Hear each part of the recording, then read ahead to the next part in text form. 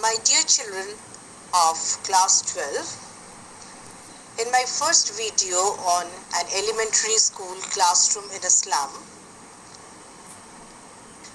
we came to know about the background of the poem and the theme. Now let's have some idea about the poet in this video. Now, an elementary school classroom in a slum is written by Stephen Spender, you all know.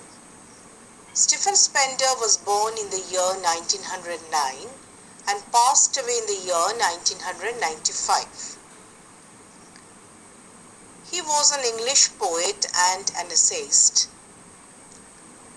and he was one of the pioneers of poetic movement in the 1930s. Spender took a keen interest in politics, and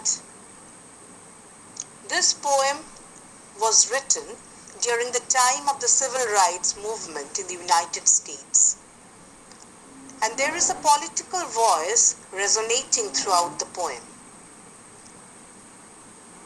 In this poem, Spender raises his voice against capitalism and social injustice in general, although his poem does not name any country or race.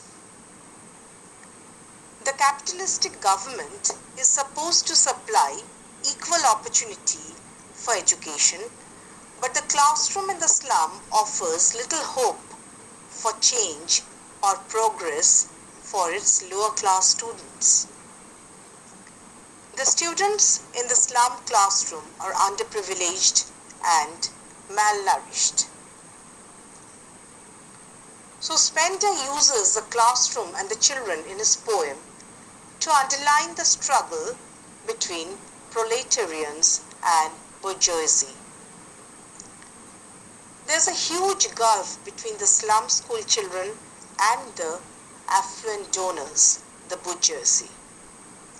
The green mood in the first three stanzas is transformed in the last stanza when the poet spells hope for the children with the coming of a governor inspector visitor, and the poem ends on a note of expectancy.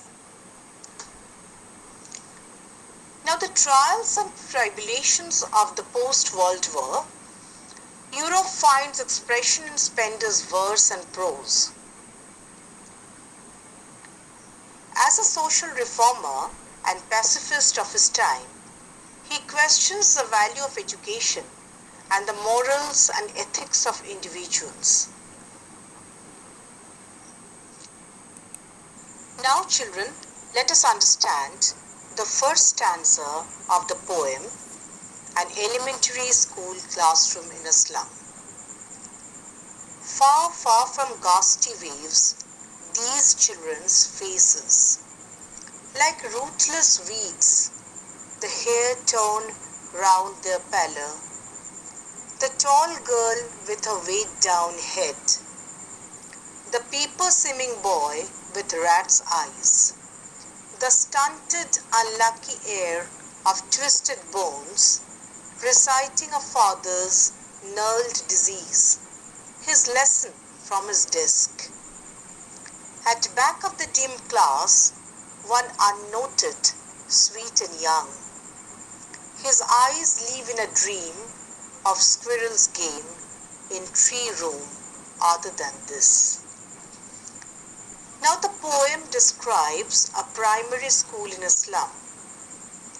Children studying in the slum classroom depict the social injustice and perpetual poverty prevailing among the slum dwellers.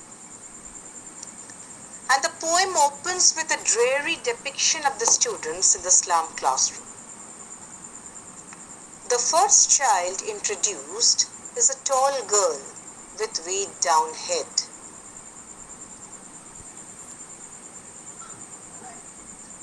Their condition is miserable. The faces of the children are like the usual children of schools. Instead of being exuberant and energetic, they are like rootless weeds, withered and worn out. Now the tall girl is evidently very depressed, her head weighed down due to physical, mental and emotional exhaustion. The other children in the class are also in a miserable plight. Now the paper-skimming boy with rat's eyes, implying that the boy is malnourished and weak, emaciated like a paper.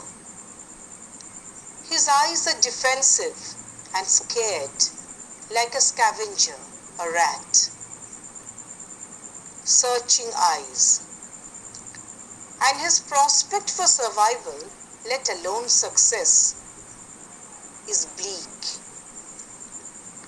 Yet another child is the stunted, unlucky heir of twisted bones. And this child is a victim of a genetic disorder. He inherited his father's gnarled disease, that is a naughty disease, and he has been left disfigured, trapped in a physically challenged body. And there is no respite for the dwellers of the slum. Caught in a vicious cycle of poverty and class discrimination, the generations are diseased. The boy at the back of the gym class has eyes that live in a dream. He is not lost completely, and this student is unclear whether he is dreaming of a life in the future or is just distracted by the squirrel's game. And this boy, unnoted, sweet and young, may also represent hope for social change as his eyes dream of success. Now, the poet here vividly portrays the pathetic conditions of children in a slum school. The children studying in a class of slum area are far away from a world abounding in nature's bounties and lighter aspects of life. Their world is instead full of squalor and harsh realities. And these children have a pathetic look. They have pale faces and their hair is unkempt, falling all over their faces, making them look like rootless wheat. They lack recognition. They lack identity. They are just like unwanted plants. And in the classroom there is a tall girl who has put her head down and she is very depressed, maybe due to abject poverty or family tussles. And the boy who is sitting in the corner is rid thin, almost like paper, and he has big bulging eyes like that of a rat. That is a literal meaning. And this metaphor suggests his timid nature and search for food and security. Yet another boy is the heir of his father's gnarled disease, and he has stunted growth and is sitting there at his desk with his twisted bones. He is a living example of his father's naughty disease.